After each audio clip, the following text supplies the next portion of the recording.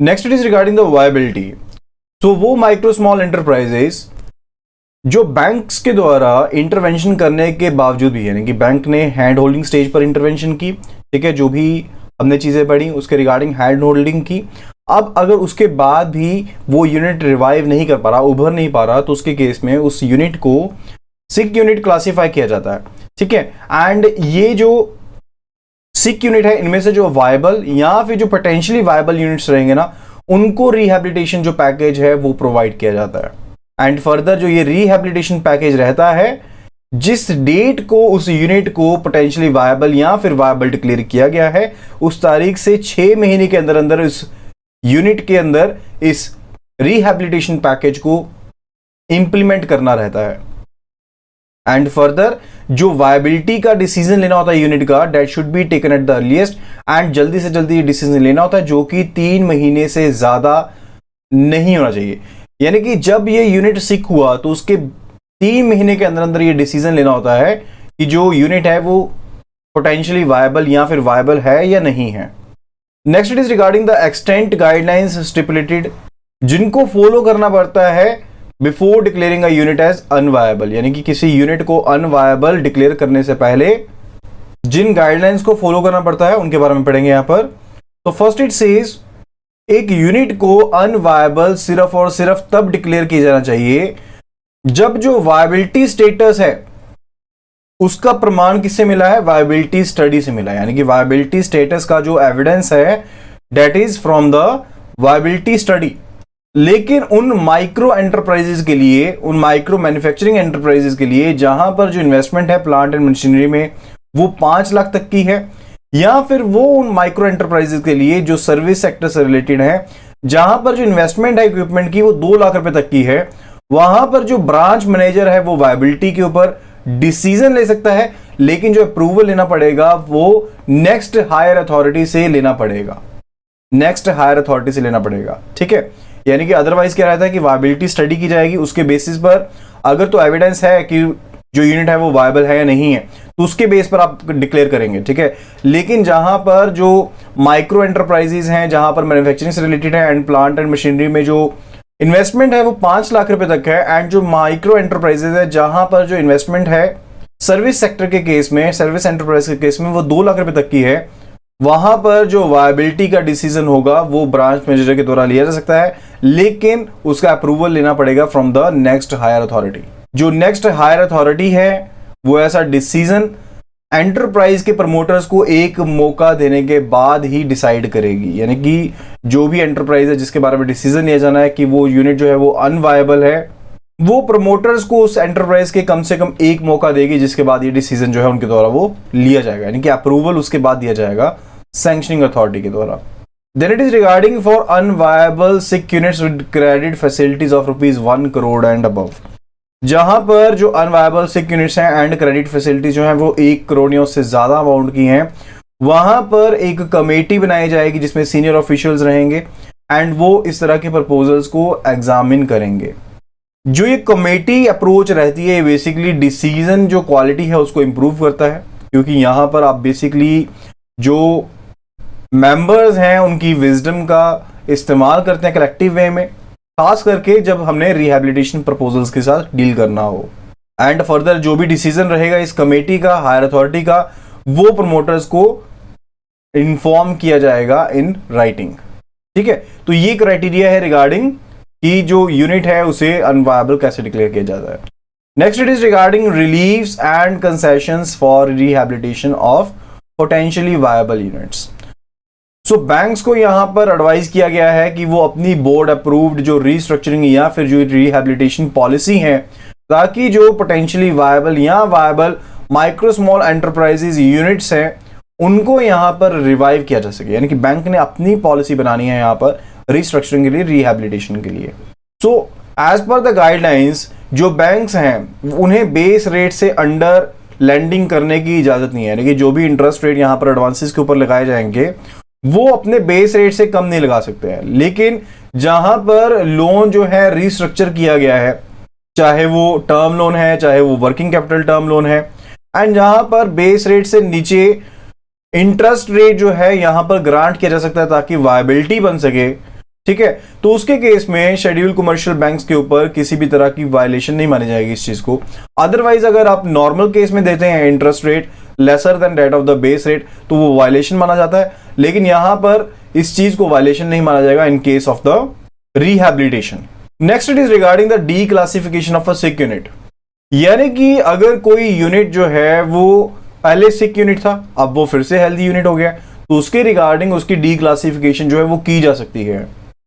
यानी कि जो यूनिट है वो पॉजिटिव रिजल्ट शो कर रहा है एंड उसने करेंट ईयर में प्रॉफिट्स भी शो किए हैं, लेकिन अपने दम पर। ये नहीं कि बैंक ने जो रिहैबिलिटेशन का पैकेज दिया था, कंसेशंस दिए थे, उसके बेस पर उसने पॉजिटिवनेस शो करते हुए उसने प्रॉफिट शो करे, उसके कारण ही, यानी कि उसने अपने दम पर अगर प्रॉफिट शो किए हैं इस साल में, तो उसे डी क्लासिफाई किया जा सकता है फ्रॉम अ सिक यूनिट। तो द थिंग इज कि जहां पर बहुत से बैंक या फाइनेंशियल इंस्टीट्यूशंस जो है इकट्ठे जिन्होंने लैंडिंग की है, वहां पर जो डिसीजन रहेगा कि आपने डी क्लासिफाई सिक यूनिट को करना है एज अ वायबल यूनिट या फिर नहीं करना है, तो उसके केस में म्यूचुअल डिस्कशन के बेस पर कहा जाएगा कि यूनिट जो है अब हेल्दी यूनिट हो गया है, ठीक है। तो उसके केस में क्या है, म्यूचुअल डिसीजन रहेगा मेंबर्स के बीच में, लैंडिंग इंस्टीट्यूट्स के बीच में, ताकि एक कॉमन यूनिफॉर्मिटी बन सके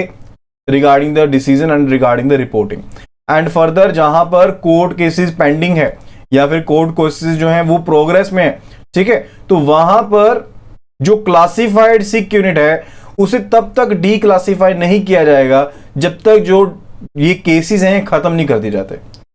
या फिर जब तक जो रिकवरी है वो हो नहीं जाती,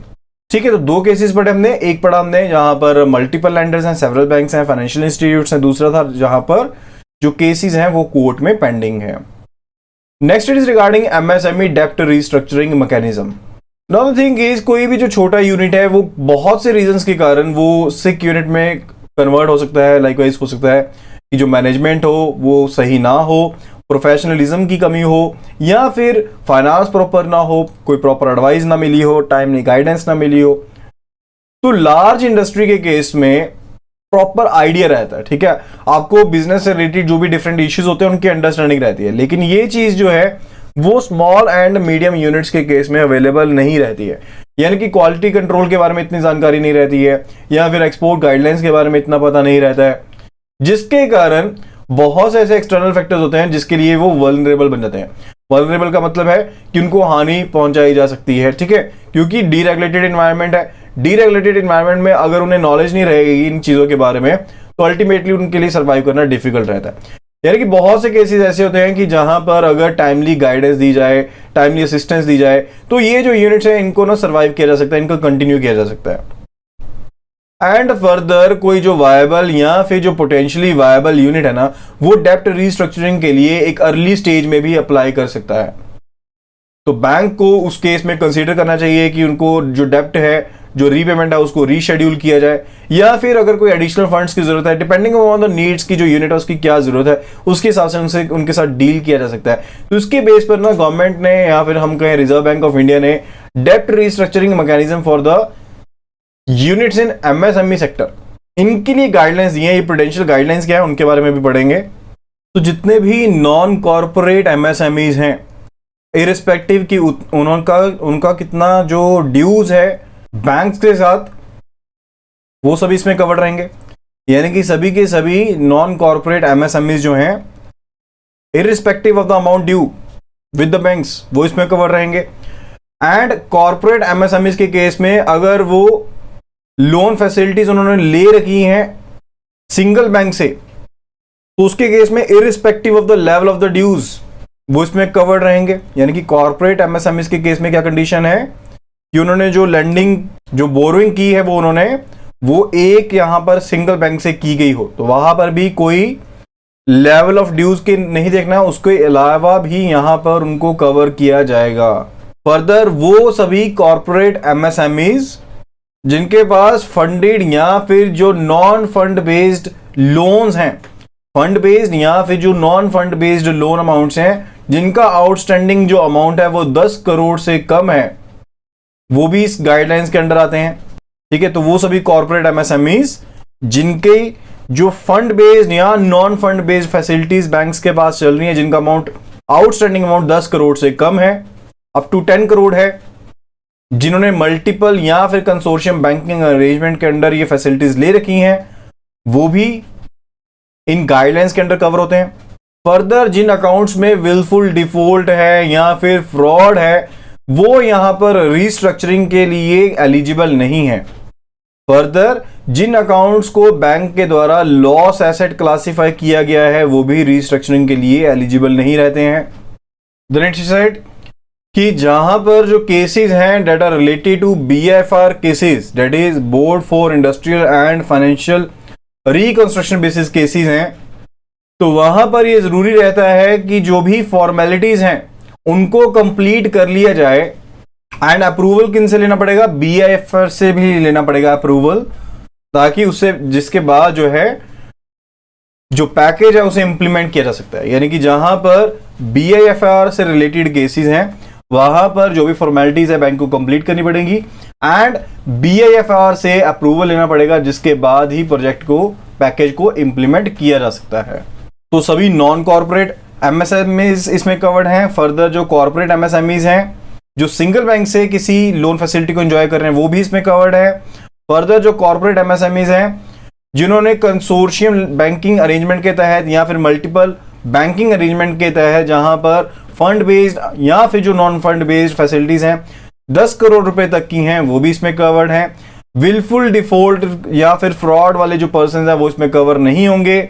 या फिर जिन अकाउंट्स को लॉस एसेट क्लासिफाई किया गया वो भी इसमें कवर नहीं होंगे। ठीक है, BIFR के केस में आपको पहले अप्रूवल लेना पड़ेगा ताकि उसके बाद आप पैकेज को इंप्लीमेंट कर पाएं।